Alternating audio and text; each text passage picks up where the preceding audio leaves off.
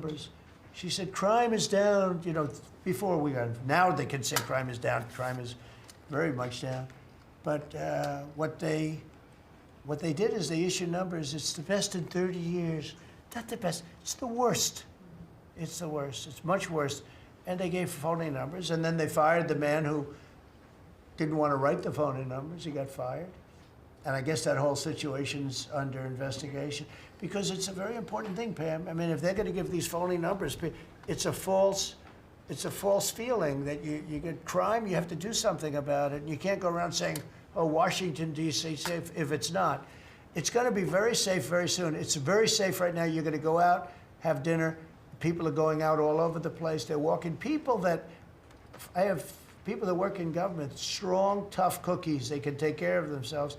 But it doesn't help to have big, strong muscles. And I work out. If a guy's over there with a gun shooting you in your face, you can be the strongest guy in the world. Guy has a gun, shoots you in the face. It doesn't matter how much you've worked out, how many weights you've lifted, how hard you work. And so we have the toughest guys and we have the best guys. And I'm willing to go to Chicago, which is a big trouble, but we have a governor that refuses to admit he has problems, huge problems.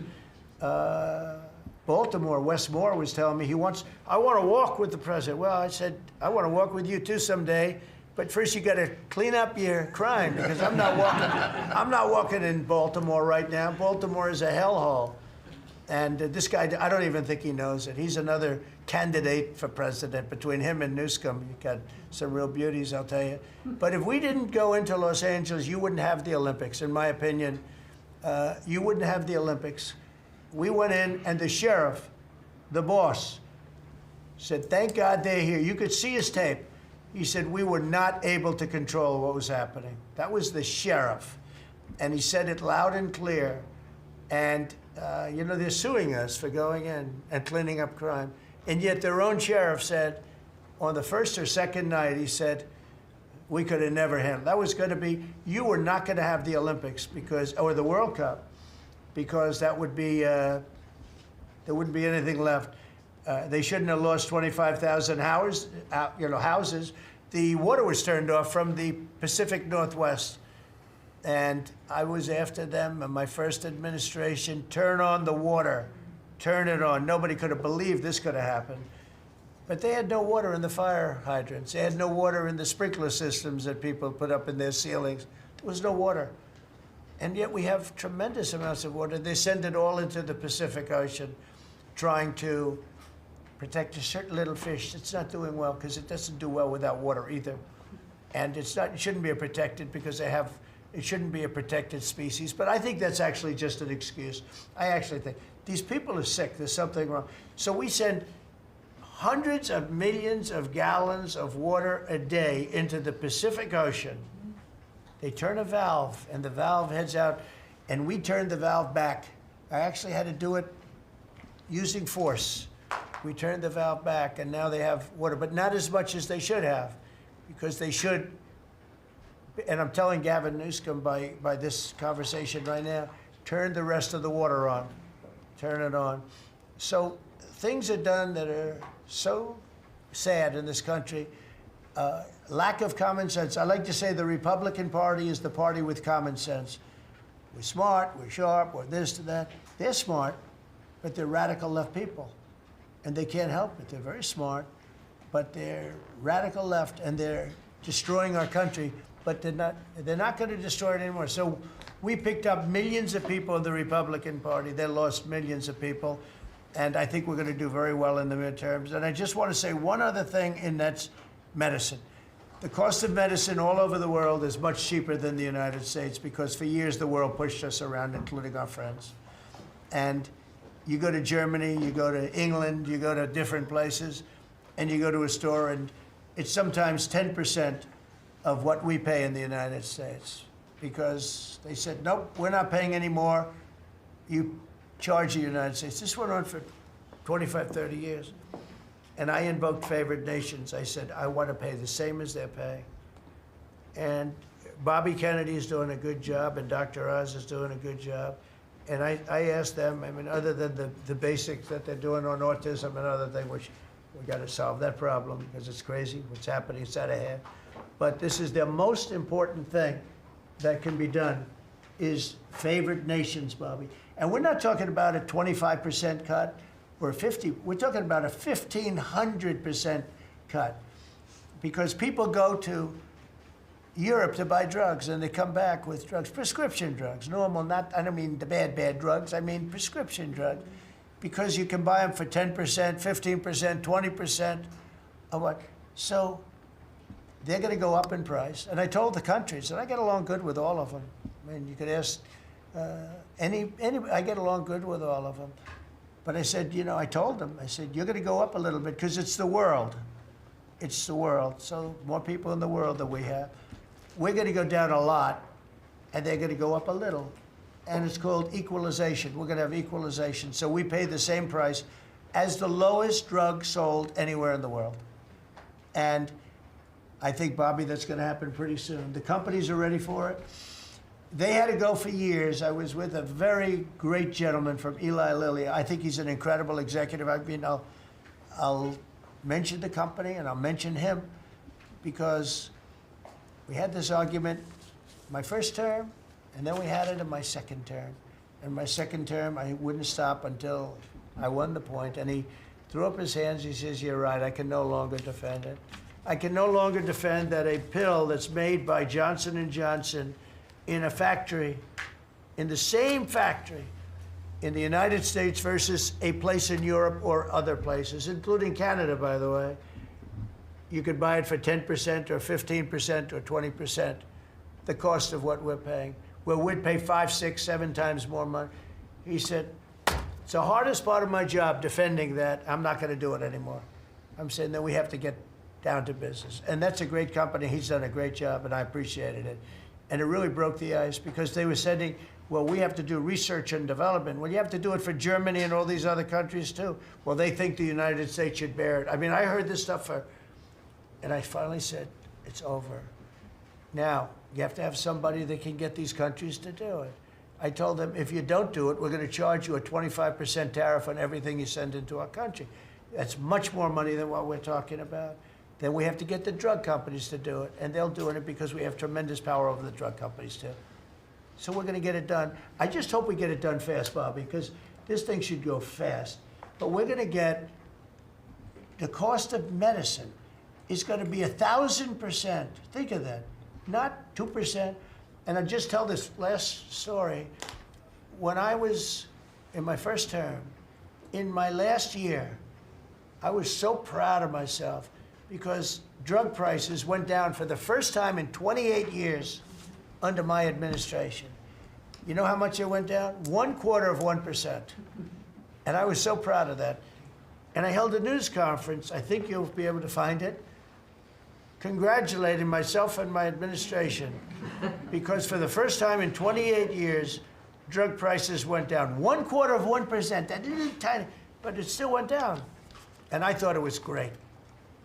And then I realized, you know, it's a very complicated business and formula. You got to be very smart. I said, we're really getting ripped off by the whole world. The whole world is ripping us off. And what happened is I got on this kick, and I got the drug companies to agree, and I got countries to agree. And they're not agreeing because they think I'm a nice person. They're agreeing because I will put charges and costs and tariffs onto them that will be many times more than what they're going to be paying. So the companies are there and the countries are there. And we got to get it done, Bobby. We got to get it done. And we're going to have the biggest price of it. Now, that's going to lower Social Security, Medicare. This is going to lower everything because drugs go for everything. It's going to have the biggest impact, I think, of anything that can possibly be done. But your costs are going to be going down for medicine, for prescription drugs, will be going down at levels that nobody ever thought possible. And that's going to happen in a matter of a very short period of time. And we're all set with the countries, and we're all set with the companies. That's all you need, the two. And the middleman gets cut out. under this scenario, the middleman doesn't exist anymore. That was the other thing. They always blamed the middleman. I said, who are the middlemen? Nobody knew who the middleman was. You know, That's right. they had the most complex formula. It was genius, but they didn't get away with it. So I'm counting on Bobby. Do you want to start, Bobby? Maybe we'll start with you. You can start with that and then go on to what we're talking about. We are deep into MFN negotiations, most favored nation status negotiations with 14 companies. Howard Lutnick is a breath of fresh air, and I think he's going to help us get across the finish line with the leverage that we have from tariffs. They're smart. Don't let them get away with it, Howard. Well, the combination of Bobby's MFN and the 232 pharmaceuticals, which we launched together, Right. when you put those two together, it really gives Bobby the tools to go execute your plan. So I'm supporting Bobby as he executes his plan. Good. Right? Yes. And this cabinet meeting is supposed to be about working Americans and bringing jobs back to this country, and particularly rural America. And I want to mention the big, beautiful bill. Right now, we spend 7% of Medicaid dollars on rural hospitals. So they're getting the short end of the stick. It's about $19 billion a year. Under the Rural Transformation Program, we give them an extra $10 billion a year. So we're raising an infusion of cash to rural hospitals and rural communities by 50%. It's going to be the biggest That's good. infusion in history, and it's going to restore and revitalize That's so these good. communities. And we can't survive as a nation if we don't honor our rural communities, which are the source of our values, our virtues, our character, our economy, our food. And you are bringing that back. You are bringing those communities back. I wanted to talk, because you mentioned the wind farms, we now have an interdepartmental coalition, a team, which is Doug Burgum and Howard Lutnick and Chris Wright and Pete Hegseth. We're all working on this issue. And Lee, sorry, Lee. We're all working together on this issue. We're meeting together.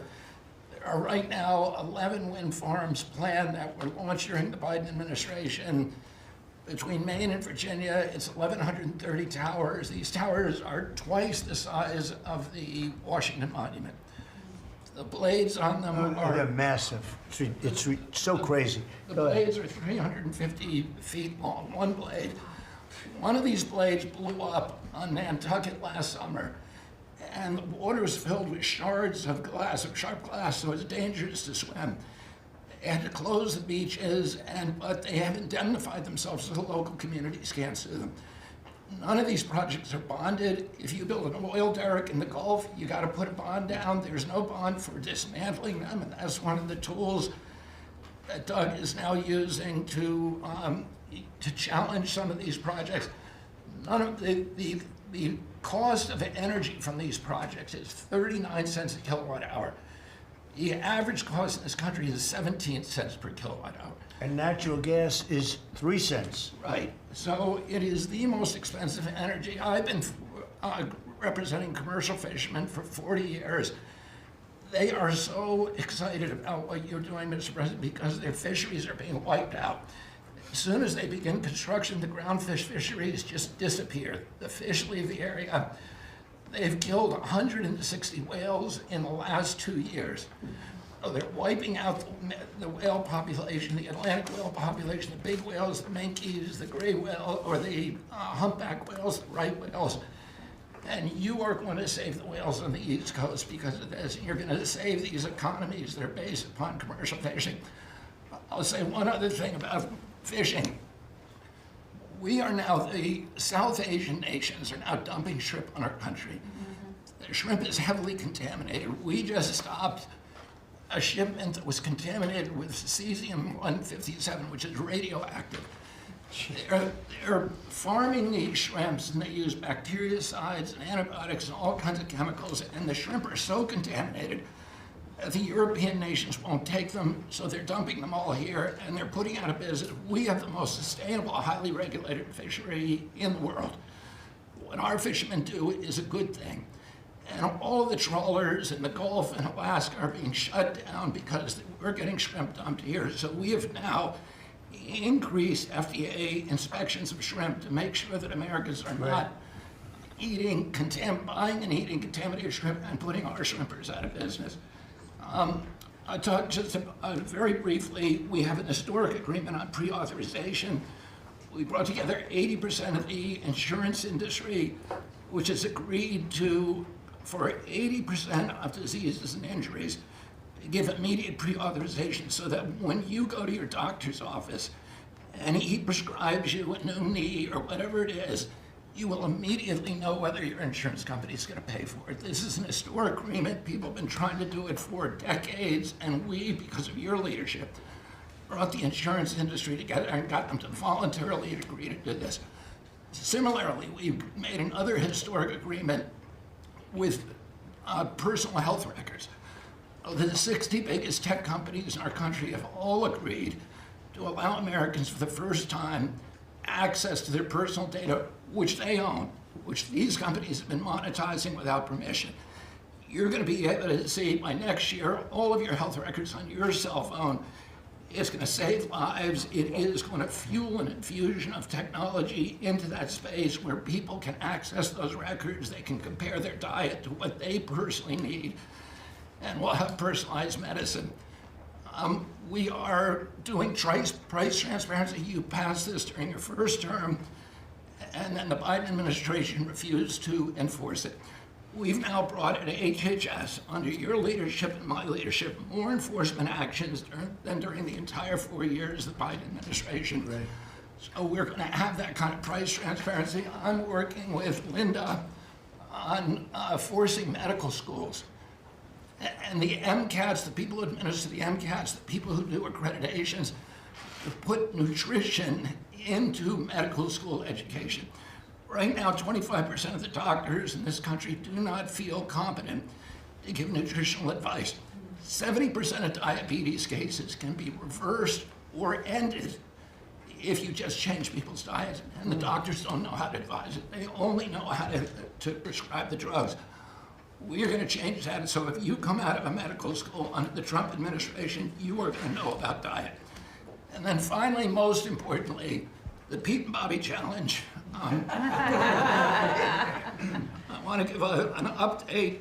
I got 5 minutes and 48. It's 100 push-ups, 50 pull-ups, and you try to do it within 10 minutes. I got 5 minutes and 48 seconds. Pete beat me. I'm still bitter at that. 5 minutes and 25. The cabinet leader is Scott Turner. You beat me. That's good. Got 5 minutes and 15 seconds. I'm waiting for reports from the rest of the cabinet. The only exemptions currently existing is if you can hit a 50 at minister, which President Trump did with Bryce and DeChambeau, so he's the only one exempt in this room. Everybody else. That's great, Bobby. Bobby, autism, if I could just, I don't want to go too long because we have a lot of people, but the autism is such a tremendous horror show, what's happening in our country and some other countries, but mostly our country. How are you doing on that? We are doing very well. We will have announcements as promised in September. We're finding certain interventions now that are clearly, almost certainly causing autism. And we're going to be able to address those in September. It's such a big day. I'm looking forward to that day because there's something wrong when you see the kind of numbers that you have today versus 20 years ago. And those numbers, what are those numbers, Bob? Well, in 1970, the biggest epidemiological study in history was done in Wisconsin. They looked at 900,000 children, and they were looking for autism. They knew what it looked like, and they were very, very precise about it, and they found an incident rate of 0.7, in other words, less than 1 per every 10,000 children. Today, our most recent numbers are 1 in every 31 kids. It's probably actually much worse than that because California, which has the best collection system, is reporting 1 out of every 19 children, now American children. has autism, 1 in every 12.5 boys. So it's gone from less than 1 in 10,000 in 1970 to 1 in 12.5 boys Think of today. those numbers.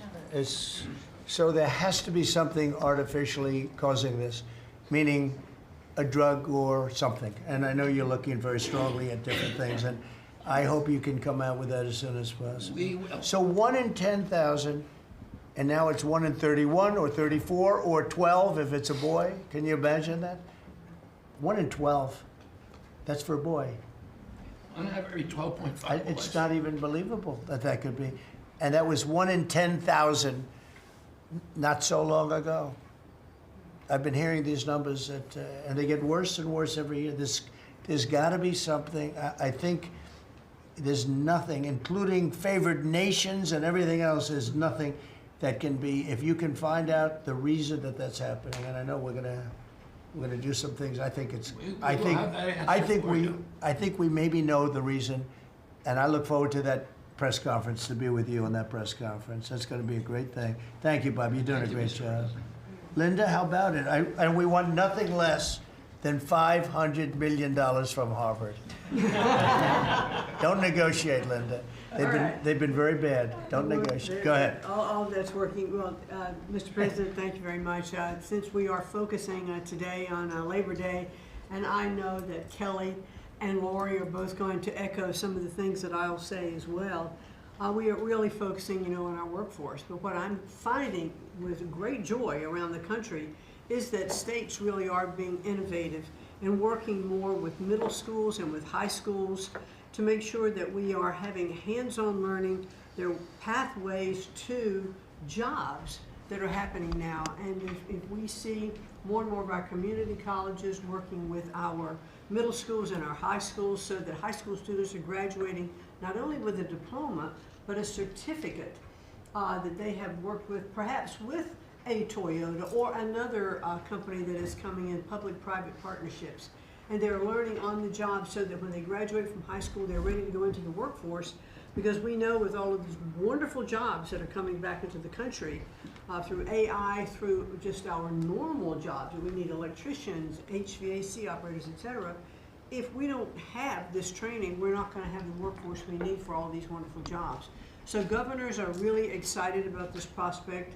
I've been now to several states and visited community colleges and tech schools with governors, and they're just all on board for getting this done. I think it's one of the best things that we're hearing relative to the job market. So we're just kind of focusing on that for today. So we're bringing education back to the states, to put it in a more simple fashion.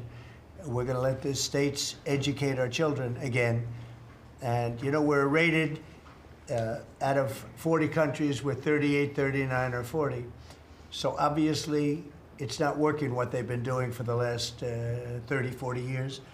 And if you go back, the best are like Norway, Denmark, Sweden, some of the other, Finland, they're very highly rated. If you go back to just take a look at anything you want to do, you just look at us in the past. If we gave Iowa or gave Indiana or gave, and I don't say every one of them, a guy like Gavin Newsom's not going to do well. Certain states won't do well. But even California, you cut it up into sections. You have Riverside, you have this, you have that. You cut it into 5 sections. And, if you had a good governor, you'd be able to do well. But certain states will be able to compete with Denmark, Norway, Sweden, and everyone. It'll be just as good. So I figure you have close to 40 of those states. Mm-hmm. And then you'll have 10, you'll have 5 that won't be very good. You have 5 disasters, and we'll have to work on those disasters. But for the most part, we will have education that will go zooming up in those charts, just like we have in everything else we've done. And I think it's one of the most important things we're doing at this table. So bringing education back to the states where you have the parents running it, where you have the school boards, they're local. We have people running from Washington that have never even been to the state that they're in charge of. They've never even been there, and I don't think they care about it. So we want to close up the Washington buildings, sell the buildings off, let somebody else get rich with the real estate, because it'll be a crime-free city. By the way, speaking of that, Anybody murders something in the Capitol, capital punishment, capital punishment. If somebody kills somebody in the Capitol, Washington, D.C., we're going to be seeking the death penalty. And that's a very strong preventative. And everybody that's heard it agrees with it. I don't know if we're ready for it in this country, but where you have it, it is, we have no choice. So in D.C. and Washington, states are going to have to make their own decision. But if somebody kills somebody, like you could have been killed, very lucky you didn't get killed, it's the death penalty, okay? Fantastic job you're doing. Thank you, Linda. Very much appreciated. How are you doing with the colleges, by the way? You're doing some pretty good work in terms of getting them to treat people fairly. Well, interestingly enough, since we've been negotiating with some of the Ivy League schools, I have presidents of universities calling every single week. They want to sit down and talk to us about all of the Sure. steps that they are taking because they would like to not come under the same investigative, program. And so it is having its desired effect. That's great. So if you fire a shot across the bow, the big guys, people kind of step in line and know you mean business, and we have teeth in these agreements. And I'm proud of the work that we're doing there. Well, they misbehaved, and some of these schools are getting billions and billions of dollars, and they misbehave. So that's it. And so one way or the other, we're going to win that whole thing. It's going to straighten them out. Okay? Thank you. Great job. Thank you. Lee, please. Mr. President, the Trump EPA has a special Labor Day message to America's workforce, especially our auto workers, our coal miners, our steam fitters, our pipe fitters, and the list goes on. See what a difference a year makes. A year ago, the way that the Environmental Protection Agency was operating, the choice was made to protect the environment. We would have to strangulate the economy. That's the way that the EPA operated for years. There was a binary choice. We had to choose one or the other. The Trump EPA completely rejects that. See, we choose to protect the environment and grow the economy. And a very special shout out to Russ Vogt and his team at the Office of Management and Budget. We give him a lot of work. He's happy to do it. Dozens of different deregulatory actions. We just announced a proposed rescission of the 2009 Obama EPA endangerment finding, all of the light, medium, and heavy-duty vehicle regulations that followed. It is the single largest deregulatory action in the history of the United States government. And when you add up the dozens of different actions that we have announced and that we're working through, in one agency in 1 year, we'll do more deregulation than entire federal governments have done across all agencies, across entire presidencies. And what we are accomplishing would not be possible if not for the support of the rest of this team you've assembled around this table. The well-oiled, well-wired machine at the White House, led by Susie Wiles, and the DCOSP, the policy shop, led by Stephen Miller, they have been amazing to work with. I was just in Iowa with Administrator Loeffler, who made an announcement with Secretary Rollins to reverse the deratement on diesel exhaust fluid systems. Mr. President, you said you wanted water flowing faster. Working with the Secretary of Energy, we've done our part to do that, to get gas cans flowing faster, to stop that annoying start-stop feature in vehicles. See, people out there might say, well, why are you focused on all of these little things? If it's little to you, it doesn't mean that it's not a very big deal for millions of other Americans. The charge was clear when you called me in November and you asked me to do this job. Clean air, land, and water for all Americans. Unleash energy dominance. Advance cooperative federalism, permitting reform, make America the AI capital of the world, bring back American auto jobs. What we are accomplishing now, again, wouldn't be possible if not for your leadership. I'm grateful to the American people for electing you and our amazing vice president. I was just in Mexico City announcing and signing on behalf of the Trump administration an agreement with Mexico for a permanent solution for the Tijuana River sewage crisis, which you have been so outspoken and passionate about in our conversations. It would not be possible if not for Secretary Rubio, Deputy Secretary Landau, U.S. Ambassador to Mexico Johnson. The team at the State Department has been incredible. The work with the NEDC on permitting, to be able to get new pipelines built, to get new factories started. The list, it's amazing. So, you know, somebody out there might not realize the relationship between the Environmental Protection Agency and the Department of Defense. The amount of work with Secretary Hegseth and the Army Corps, from responding to the LA wildfires, to getting more water flowing in California, which is also something that Secretary Burgum is involved with, to helping the farmers, the ranchers and landowners to revise the waters of the United States definition so they don't have to go hire an attorney or a consultant to tell them whether or not a water on their property is subject to federal regulation. Thank you for putting this entire team together. It's an honor to be at the Trump EPA, where we choose to both protect the environment and grow the economy. It's a very happy Labor Day for America's workforce. And Lee, in Los Angeles, if you could, because of the fires, Lee was there, and as you know, we are very strict having to do with the rebuilding of those houses. And Lee was able to get the approvals done for everybody immediately. It was so fast, nobody could believe it. And the mayor and the governor still haven't gotten their approvals. And they're gonna have riots out there for that reason. These are great homeowners. They wanna build their house, they can't get approved because you have the mayor, Bass, who has no idea what she's doing. And you have a governor who is just such a bad governor. And the people are unable to build their house. The toughest permit to get was the federal permit by far. And yet he got them all in a short period of time after the fire. How long did it take? Well, Mr. President, you came in, signed an executive order, and told the EPA that we had less than 30 days to complete our hazardous material removal, which the initial response, once all of our heart rates went down a bit, was just to figure out how to get it done.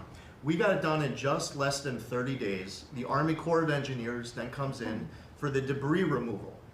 The federal government, in clearing over 13,000 properties that were destroyed because of these wildfires. We've got to the point today where property owners all across Los Angeles, they're grateful to the Trump administration. They're happy that we did our part, but they are desperate to rebuild. And there is not a single green light approval that they are waiting for from the Environmental Protection Agency. The EPA and the Army Corps of Engineers proudly have done our work. It's important for those local officials to let these property owners build on their land. It's their property. It doesn't belong to the mayor of Los Angeles. And they need to represent their people better. They're ready to build. When will they have their permits from Los Angeles? Well, here's the problem, Mr. President, is that they have been ready since the moment we were done with the federal part. I mean, I was visiting a week after. Actually, I thought my first trip was going to be to Los Angeles. However, the moment I got confirmed, the vice president said, "You're going to East Palestine right away." So that actually ended up being the first visit because the vice president's so passionate about that from the great state of Ohio. Then we went to Los Angeles from there. We're talking about the beginning of February, where we were meeting with property owners already. They were already all set up. They had the contractors. It was the beginning of February, and they were waiting for green lights from Los Angeles to be able to go onto their property and start rebuilding. Some of the same people who were waiting for a green light ready with the contractors at the beginning of February are still waiting now in the middle of August. Let these Californians rebuild. And they're talking about also taking away some of the properties and building low-income housing on those properties. They're going to have problems like they've never had before. These people don't know what they're doing. So we have all our permits. Everything the federal government has to do was done long ago. They should have been. I went to a town hall with Lee, but we were there, and the mayor was saying it would take 2 years, maybe 3 years to get this approved. I said, no, not 2 years, 2 days. They should have it in 2 days. And I toured the site, and I met 100 homeowners, all standing in front of this site a couple of days after the fire, and they were ready to go right then. They wanted to just build right then. and the city won't let them do it. Los Angeles, I don't think it's that they won't. I think they're incompetent, okay, to be honest with you. I think they just don't know how to go about it. It is so badly run by Newsom and by Mayor Bass. Mayor Bass, she was in Africa during the fire. She knew the fire was starting to rage, and she decided to take a trip to Africa. These people are they're just bad. You know, you talk about make America great again. They could never make America great again, but we are doing that. Congratulations, you found some interesting things, Tulsi. She's becoming a bigger and bigger star every day. She found a lot of good things. Go ahead. Thank you, sir. As we approach Labor Day weekend here, this is just such a great opportunity really to recognize your leadership as a true champion for working people. And I know we'll hear, as we go around the table here, how your focus singularly on putting the well-being and interests of the American people first is that common thread that we're seeing in your policies being implemented across your administration. For ODNI, number one, our focus is and must always be making sure that our intelligence community is focused on our mission, keeping the American people safe, secure, and free. We're doing great work on this front. I'll point out our National Counterterrorism Center, led by Director Joe Kent, are working across different agencies with Homeland Security, DEA, FBI, and others to catch terrorists, both those who are trying to come into our country, those who may already be in our country. They are finding the worst of the cartel bosses and making sure that they're not able to continue to wreak havoc and terror in our communities. Secondly, Mr. President, you have charged me with the mission of finding the truth and telling the truth to the American people. And we've exposed some of the worst examples of the weaponization of intelligence in the last several weeks. I will continue down that mission and that path wherever it leads. Transparency, telling the truth, is what will drive true accountability for the American people who deserve nothing less. And lastly, Mr. President, all of us are charged with being good stewards of taxpayer dollars. I've gone through a reorganization for ODNI that we've announced in the last week. We've cut nearly half of redundant, unnecessary functions within ODNI, saving taxpayers over $700 million a year. We will continue focusing on our core mission in keeping the American people safe, and appreciate your leadership and your focus on this most critical task. And you've also found many bags of information. I think they call them burn bags. They're supposed to be burned and they didn't get burned, having to do with how corrupt the 2020 election was. And when will that all come out? Mr. President, I will be the first to brief you once we have that information collected. But you're right, we are finding documents literally tucked away in the back of safes in random offices, in these bags and in other areas, which again speaks to the intent of those who are trying to hide the truth from the American people and trying to cover up the politicization that was led by people like John Brennan and James Clapper and others that have caused really immeasurable harm to the American people and to our country. Great job. Thank you. We look forward to hearing it. The public looks forward. Thank you very much. Administrator? Thank you, Mr. President. Well, everyone knows there's no stronger advocate for hardworking American families than you, sir. Thank you for the largest tax cut in American history for working families. The average family of four is going to save about $10,000 take-home pay more a year. And what we're seeing is an increase in the child tax credit, the increase in the standard deduction. Hardworking families are going to benefit from this bill, and small businesses. There's no bigger beneficiary than Main Street, because small business makes up 99% of all businesses in this country. I've traveled to nearly half of our states, 24 unique states. I've made 40 state visits. In fact, I was with our great vice president at a small business manufacturer in Georgia last week. I was with a trucking company in Ohio. I was in Michigan at a motorcycle manufacturer. The return of Made in America is going to be driven by small businesses, because 98% of all of our manufacturers in America are small and medium businesses, 600,000 factories that employ 5 million people. And as Secretary McMahon mentioned, this work-based learning that is going on in professional and trade schools is real. I've visited them from Utah to Maine to Georgia and seen this revolution in education happening. So small businesses need skilled labor. Now that you've solved for inflation, for the taxes, every Democrat voted for a $4 trillion tax increase on the backs of hardworking Americans. And so you prevented that. And now we've got fair trade. And thanks to Administrator Zeldin, we're seeing deregulation. I mean, this diesel exhaust fluid crushed farmers and construction and other heavy industry. So rolling that back makes a real difference for small business. And your domestic economic agenda is amplified through small businesses, which is why small business optimism is above its 53-year average, finally. And so Main Street appreciates it. What Main Street wants now is a rate cut. They feel burdened by high interest rates. They would grow higher and expand more if they could, but the interest rates are really hurting them. And finally, I want to say thank you for your executive order on debanking. We're about to announce a major investigation on debanking. It happened to you and your family. It happened to me. It happened to thousands and thousands of Americans, and unfortunately, disproportionately on those that had conservative values, on Christians, on pro-life, on 2A businesses. And so we're going to be talking to the banks about that. The SBA operates the largest government business loan program in the federal government. We have a network of 5,000 banks. So we're going to be making sure that that never happens to anyone again. Great job. You're doing a great job. Thank you very much. Christy? Well, Mr. President, first of all, thank you for the opportunity to work for you. And you committed when you ran for president to make America safe again. And today, the average family and individual that lives in this country is safer than they've been in years because of what you've done.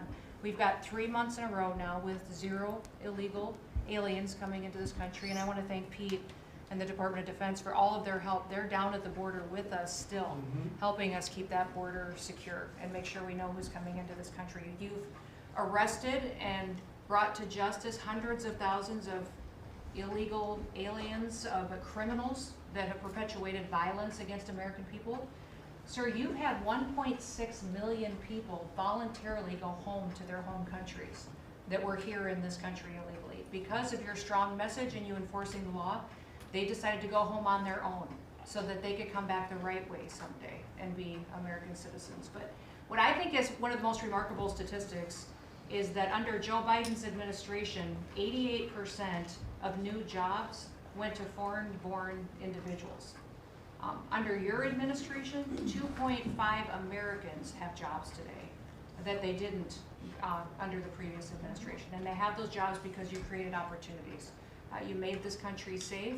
You opened up the economy. You enforced the law. Now people can get up and provide for their families and go to work every day and be confident in that. And the last thing I would say is that it's incredibly important to know that every one of those illegal aliens that has gone home, they were costing us about $8,700 to $9,000 a piece in what they were taking out of our social programs, out of Social Security. You've saved this country billions of dollars, about $15 billion, just in what those illegal aliens were costing us in social programs. I've cut over 450 different contracts at the Department of Homeland Security. We're getting rid of corrupt ones that were not efficient for taxpayers, weren't focused on our mission of keeping us safe. And we've also renegotiated and brought in our biggest vendors that said you have to do better. And we've saved the taxpayers over $13 billion doing that as well. So we're continuing to be accountable to taxpayer dollars, but sir, focused on doing the mission of what you've committed, and that's to keep us safe and to make sure we put Americans first. Well, great job, and great job on the border. We had millions and millions of people coming in. To think 3 months in a row, 0. Incredible. That's some job. Thank Tom and everybody, and Pete, good job. Not surprised. Thank you very much. Chris, please. Chris. Sorry about that, Mr. President. Like Secretary Noem, I'm thrilled to be here to work with you on the simple platform you were elected on, which was to bring back the American dream, to bring jobs and opportunity for families across the country and to lower their costs so they can live their lives and expand the choices they have. You led off today talking about gasoline prices. I'll throw in diesel. If you correct for inflation, they're at multi-decade lows. This is a huge expense. This is a huge constraint on people's lives. We should celebrate that. Natural gas has become our main industrial fuel powering factories around the country. Natural gas prices are quite low in this country, and they're lower than in any country in the world. The reason for that is the United States produces 2 times more natural gas than the second largest natural gas producer in the world, and 4 times more natural gas than the number 3 and number 4 producers in the world. So you've opened up American opportunity and energy together with the work of Secretary Burgum, Administrator Zeldin, Secretary Lutnick, Secretary Rawlins. You know, we've made it easy to produce energy in America again, and those benefits are flowing. I could go on about this stuff forever, but let me talk about one specific area of energy, electricity. That's in the front of people's minds. When the day you were inaugurated, we get hold of all the data. We can look at the resource plans of utilities across the country. What you inherited when you arrived was a plan over the next 5 years to close 100 gigawatts of reliable electric generation. So that's 100 large power plants. Now that was offset with a plan to build 22 gigawatts of reliable electricity generation. Their plan was to close more than 4 times as much electricity generating capacity as they were going to build in that 5-year period. How do we lead the world in artificial intelligence if we're shrinking our supply of reliable electricity? How do we reshore steel and aluminum and automobiles and semiconductors and all those jobs Americans want back in our country when we're degrading and shrinking our energy system? We were going to hand that leadership to China in artificial intelligence, not just to our economic loss, but to our huge national security loss.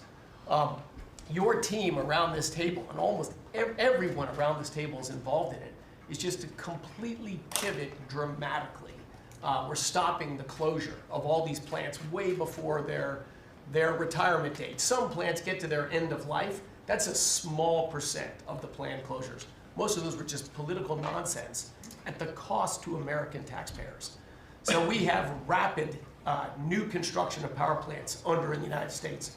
We're doing everything we can with suppliers who build the equipment for these power plants. They've got to build their factories bigger to build power plants in America. People thought those days were past. We weren't going to build big things in America anymore. We're just going to keep sending it over to Asia and overseas and just buy other people's stuff.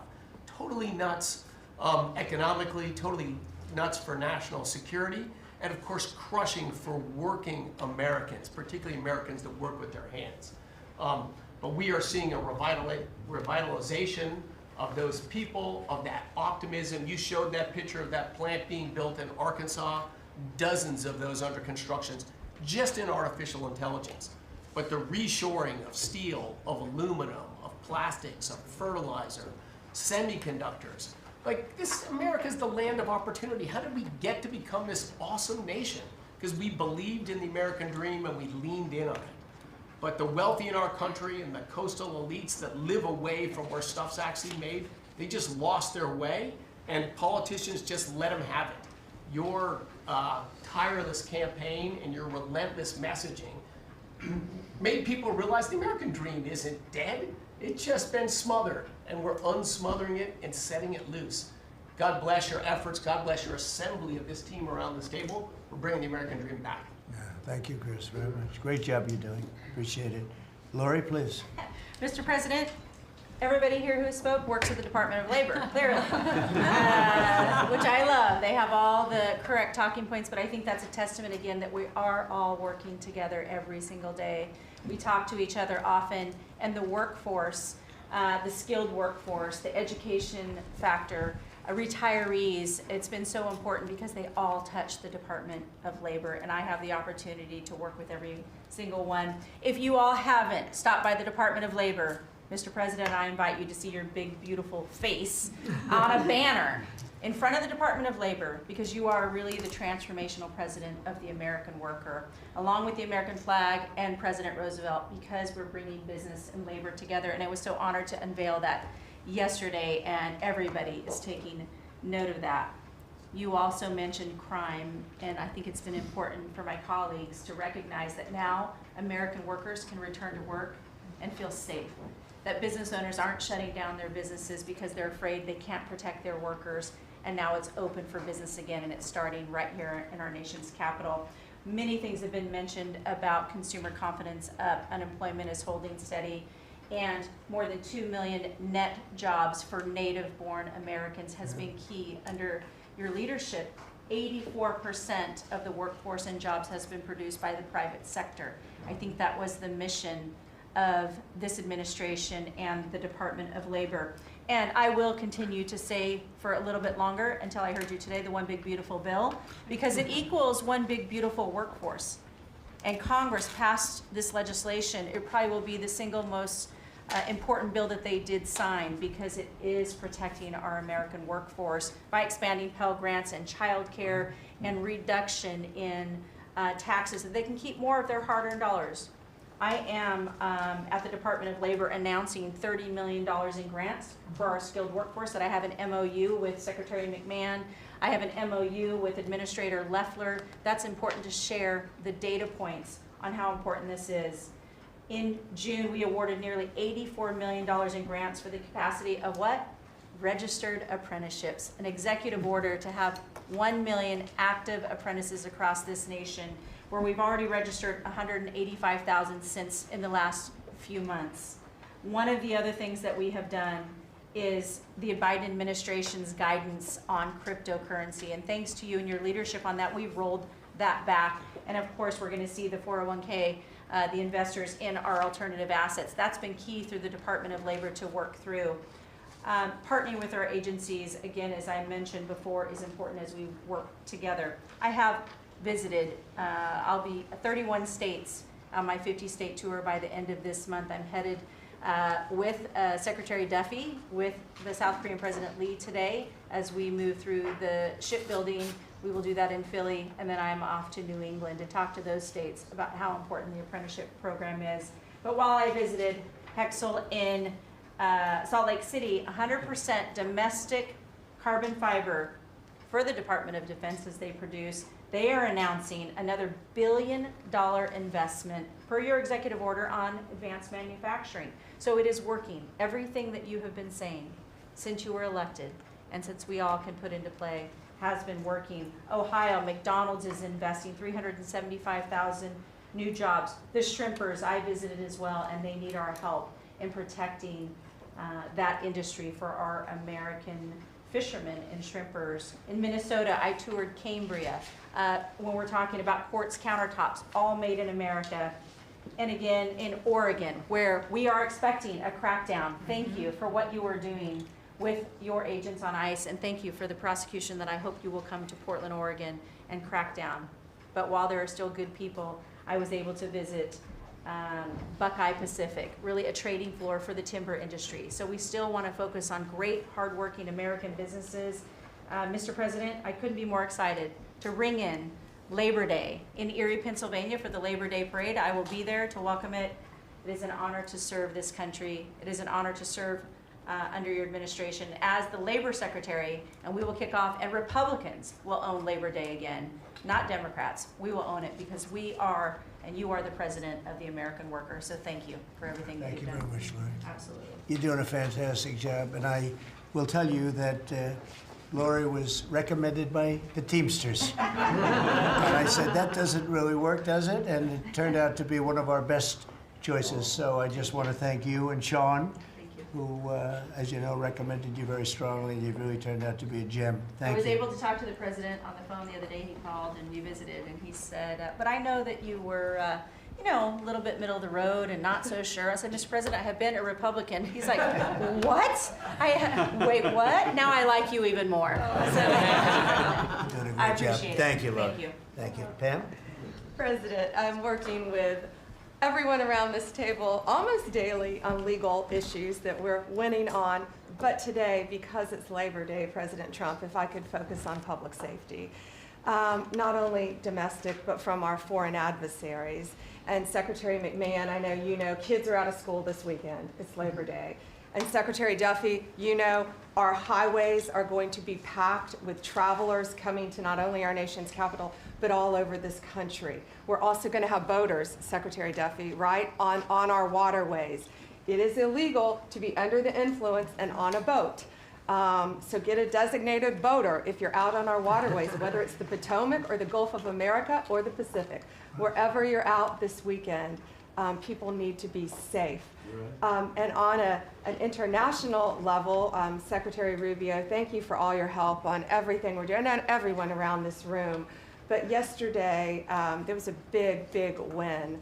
El Mayo pled guilty, and he was the co-founder of Sinaloa cartel with El Chapo.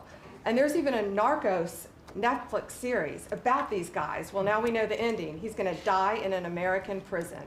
They are one of the worst, El Chapo and El Mayo, some of the worst narco traffickers in our world. And he will spend life in prison now. And that's so important because those guys and others throughout this country, throughout this world, have brought into our country drugs, cocaine, heroin, fentanyl, methamphetamines that's killing our kids. And we have to stop that. And that's what you've been doing not only in DC, but around the country at your leadership. And over the weekend, parents need to know, with kids out of school, with people out on our highways and on our waters, do not take a pill from anyone you know, don't know. Do not buy anything on the street. It could be laced with something toxic. We've seen so many fentanyl overdoses. And when you were here in DC, we showed you pictures of some of the drugs that had been seized right here in DC. President, they were packaged for children. Packaged for children. And people are dying from these around our country. So thank you, President Trump, for your leadership and for letting Americans know that it's now a safe place to go. But parents also have to know, college kids have to know, to be vigilant and not take this trash. Because you could be thinking you're taking a Xanax, an Adderall, anything, and it could be laced with something very lethal. So thank you, President Great Trump. message, Thank and you, you've been President Trump. fantastic this last 12 days in DC. The job you and your whole group has done is, All of us. everyone's talking about it all over the world. I hate to have to talk about that, but we have to. It's becoming a very safe place again, and the work, I've seen how hard you worked from the beginning, in all fairness, but this focus on DC is so important for the country, so great job. And to everybody. And great job. President, it's a team around. We're all working hand in hand, side by side, all of our agencies together to make America safe and DC safe. And Iris, congratulations on your baby, and I'm so glad that you're safe now. Thank you, Pam, very much. Mr. VP, would you like to say something? Yes, sir. I'll be brief, but I want to congratulate you and the entire team on all the things that have been accomplished. You'll hear about a lot of it. You've already heard some of it, but I thought it would be helpful, Mr. President, just to take stock, not just of what we've accomplished, what we will accomplish, but of the mess that we inherited, because I think it makes this first Labor Day a bigger and more special occasion. You heard, I think, Christy talk about this, that all of the net job growth under the Biden administration had gone to the foreign born. Now that net job growth is going to American citizens who deserve opportunity in their own country. That's a great accomplishment. You'll hear, I'm sure, Scott talk about the success with tariffs. People forget that we inherited the largest peacetime deficit in the history of the United States of America. And now, because the president is not letting foreign countries take advantage of us, we're collecting hundreds of billions of dollars, trillions of dollars over 10 years in tariffs from countries and companies that were formerly taking advantage of the American people. You heard Pam talk about the public safety and the success that we've had there. I happen to believe that maybe the most sacred thing that we can deliver to American workers is the ability to live safely and comfortably in their own neighborhoods. Public safety is not just something that should belong to the wealthy, it should belong to every working man and woman in the United States of America. And because of the work of this administration, that is happening. And of course, Mr. President, you yourself talked about the inflation mess that we inherited under the Biden administration. Maybe the most striking and even shocking statistic of the Biden administration is that housing costs have gone up by 100% over the 4 years of the Biden administration, literally doubled, making the American dream of homeownership unaffordable. We've made great strides and great progress already. But to the American people who are listening, there's a lot more to do. We're going to keep on working hard at it, but it's an honor to do this job under the President's leadership and with this very great team that you've assembled. So we've done a lot, but there's a lot more work to do, and we're very cognizant of it. Thank you, sir. Very good. Thank you, Gigi. Scott? Sir, as we've said very often, economic security is national security, and our country has never been so secure thanks to you. You have brought us back from the edge. You have the overwhelming mandate from the American people. You're restoring confidence in government, a topic that is on the front of everyone's mind, the Federal Reserve. The Federal Reserve's independence comes from a political arrangement between itself and the American public. Having the public's trust is the only thing that gives it credibility, and you, sir, are restoring trust to government. You are weeding out the waste, fraud, and abuse, and the old ways of doing things are not good enough. We are seeing a blue-collar boom. In the first 7 months of your administration, real blue-collar wages have taken off. And the only other time that they've done this in the past 70 years was in your previous term. Your efforts on tax, trade, and deregulation have boosted paychecks for American workers while slowing the pace of inflation and lowering the cost of energy. Inflation has plummeted to just 1.9% since you took office, and the economy rebounded with real GDP surging 3% last quarter. The blue-collar boom coincides with a CapEx comeback. In anticipation of your one big beautiful bill becoming law, CapEx increased by American businesses by nearly 14% in the first half of this year. And as you and I talk about frequently, and as that chart or that photo attests, we are going to see, I believe, a bigger CapEx boom from here. This is just the beginning, just the beginning. You have saved this country by making it the best place in the world to do business again. Treasury is helping to implement these new provisions, as well as no tax on tips, no tax on overtime, no tax on Social Security. This weekend, I will be meeting with workers from local restaurants to discuss the positive impacts of the pro-labor reforms on no tax on tips. And I have to tell you, thanks to you, when I go into a restaurant or stop by a hotel doorman, I am the most popular person there. And since my first job at age 9 was as a busboy getting tips, I am going to spend Labor Day going from restaurant to restaurant talking to workers who receive substantial amount of tip income. So I'll hear directly from them how your one big beautiful bill is increasing their take-home pay and making a big difference. Now, we can also talk, that is domestic. On the international front, you have leveled the international trading system whereby countries took advantage of us, and that's over. It's over. The Treasury Department is taking in record tariff revenues that I had been saying was running at a rate of $300 billion a year. You chastised me for saying that it's not, that number is too low. And as usual, you're right, that we had a substantial jump from July to August. And I think we're going to see a bigger jump from August to September. So I think we could be on our way well over $500 billion, maybe towards the $1 trillion number. This administration, your administration, has made a meaningful dent in the budget deficit. The average budget deficit during this term is 26% less than the last 12 months under Biden. And even the CBO, and we don't agree with CBO on everything, as you said, last Friday, on a summer Friday, had to admit that they believe over the next 10 years, the budget deficit will be $4 trillion lower than they had previously scored. $4 trillion, 3.3 trillion of tariff income, 700 billion of lower interest cost, and I would expect that that number could go up from here. So, Mr. President, your return to the White House marked the return of the American worker. Thank you for reclaiming Labor Day for the American people. You're growing the economy for everyone, especially the middle and lower income households who suffered disproportionately under the last administration, and it's an honor to do this under your leadership. Great job. You're doing great. Thank you very much, Scott. Brooke? Sir, I dropped my second son off at college last week. And I wasn't planning to say this, but just listening to everybody, I wanted to put a little bit of a personal touch on this work. He started his freshman year yesterday at Texas A&M, for all my SEC friends in the room. Thank you for saving college football, by the way. We're all very grateful. The country just feels different.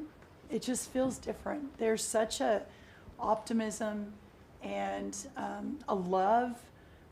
There's a faith movement going through, especially with our younger Americans. And for those of us with kids in college, I know we feel it. And I experienced it firsthand last week, moving him and my other older son in as well. As we move toward Labor Day, you have made a lot of dreams come true for a lot of people, but one of my longtime dreams was for the right to recapture Labor Day. And I've been talking about this for almost 20 years and writing about it, that why are we ceding the day that we are celebrating the American worker to the Democrats? Because this is our day. Perhaps of any day of the entire year, this is our day. America was founded and fought for by fishermen and farmers and workmen and et cetera. The Genesis, the first book of the Bible, talks about the righteousness of work and the art of creation. And so to be part of this effort to represent the farmers, the ranchers, the agriculture industry at this moment in time, which I do believe we're in a revolution. 1776 was the first one, 1863 or so with Abraham Lincoln was the second. This is the third with Donald Trump leading the way. And we are saving America. And the idea that we are putting the worker, the very central component of the American dream at the center of it, is the reason that it is so. So at USDA, it continues to be my greatest honor to fight for the original American worker, whom I think the farmer is and what they represent. And as we are building new systems and new structures, as we have this year going to have the best harvest on record for our row croppers and others, what this team has done and is doing to open up those markets to ensure that these farmers can continue to return prosperity to rural America. I'll finish with this. This morning, we had a working group with 6 of our cabinet members. Bobby Kennedy representing healthcare, Linda McMahon education, Lee Zeldin deregulation, Kelly Loeffler small business, Lori Chavez Rimmer labor, and Scotty Turner housing.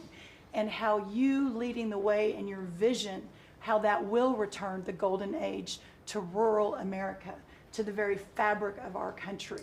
And whether it's better hospitals, better education, more opportunity, less government, better and bigger small businesses, better opportunities for our workers, and better housing, and of course the agriculture piece of that, through the big, beautiful bill, the bill, what it did, the greatest investment in rural America in history.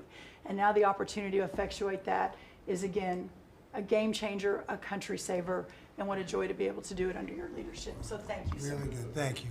Beautifully stated. Thank you very much. Scott? Yes, sir. Thank you, Mr. President. I'm so grateful to be here to celebrate Labor Day with the greatest team in America. And it is football season, so I'm happy about that.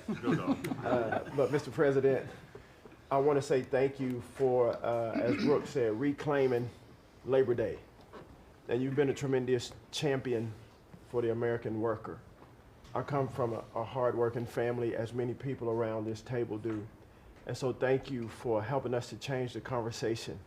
And I believe we are changing the conversation around the kitchen table. And as everybody knows, you know, my job is to steward HUD. And we have at HUD been very intentional about changing the conversation about the dignity of work and the dignity and the honor of family formation through work. And how the younger generation, when they see their parents work, how they're incentivized to work. And that, you know, America is not a welfare state, but America was built on small business. It was built on entrepreneurship.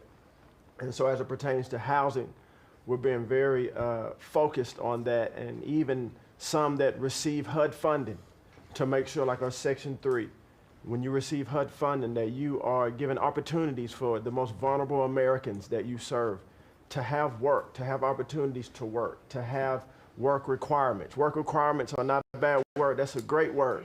Time limits is a great word to incentivize people, able-bodied, able-minded people to work. And I believe that we are, under your leadership, sir, changing that conversation in America to where working is an honorable thing.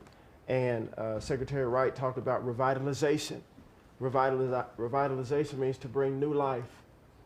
And I believe we're bringing new life to America, Mr. President, through work and through all the jobs that people are doing around this table. And with the One Big Beautiful Bill, the most extensive tax break in American history, opportunity zones are now made permanent. And you know how passionate I am, and you are too, sir, about opportunity zones. And so this will allow us to continue to build affordable housing around our country. And Mr. Vice President, I'm coming your way. I'm coming to Columbus later this week and to see how we can continue to build affordable housing in our country with opportunity zones. And you know, 1 million people, Mr. President, were lifted out of poverty because of opportunity zones. $90 billion of private money was invested in opportunity zones, urban, tribal, and rural. And now that they've been made permanent, we're looking for millions more to be lifted out of poverty, $100 billion to be invested, hundreds of thousands of jobs to be created, hundreds of thousands of units of housing to come online. And so, sir, I sit here very excited about the future of this country. I'm very proud to be at this table, humbled to do so. And HUD, we're on a good path. So thank you for all your support and helping us, sir. Thank you very much. God bless you. And I want to give credit to Tim Scott, great senator from a place called South Carolina that we love, right? And Tim really came up with opportunity zones, and we did a good job of working with him, and together we created something that nobody speaks of very much, but it's probably the most successful thing that's ever been done of its kind. It's been amazing. So Tim Scott deserves a lot of credit for that. Thank you. Thank you. So Russell, go ahead. Thank you, Mr. President. And I get the opportunity to go hand by hand with all of these people as they move their deregs through the Office of Management and Budget. And I wanted to zoom out for a second. In the first term, you gave us a goal of 2 for 1. And then we outperformed it through your leadership. We came in at around 5.5, 6 for 1. And then as you're